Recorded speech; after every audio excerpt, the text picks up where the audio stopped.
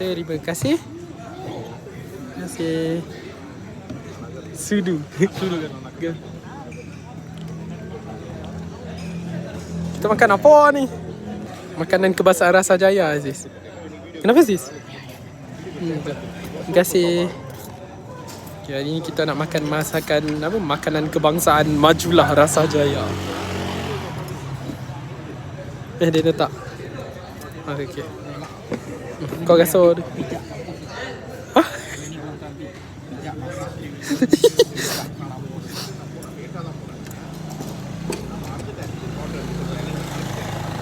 Encik sis, kau jadi ni?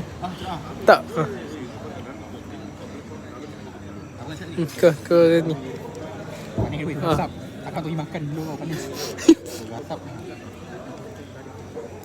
Kau review. Benda ni sedap.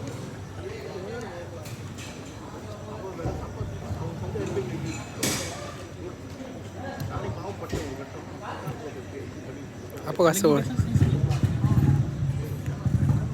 Ni yang buka 24 jam. Apa rasa dia?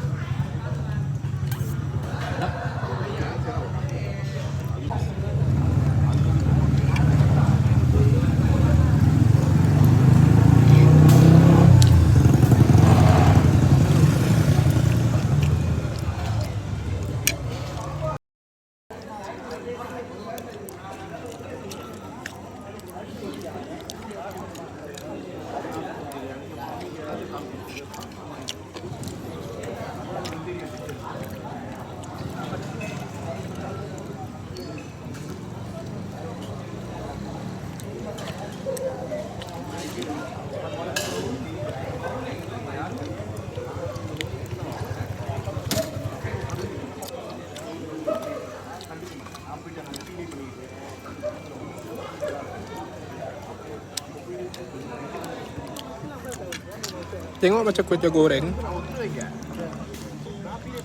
tapi sebenarnya dia ada tahu, rasa roti canai. Ni bukan kuih tiaw, roti canai. Diracik-racik jadilah roti canai goreng.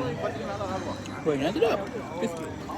Ni latihan ni, nak pergi Bangkok. Kita kena cakap pakai macam Chandan pergi Istanbul, diam tu. Tengok diam tu. Dia tengok diam terkejut. Kita kena describe benda ni. Ingat tak waktu sekolah kita buat apa? Perenggan apa? Bina 5 ayat. Bina 5 ayat. Yang ni kita kena bina kan ni. Kau ingat lagi Bina 5 ayat. Muka surat first kali.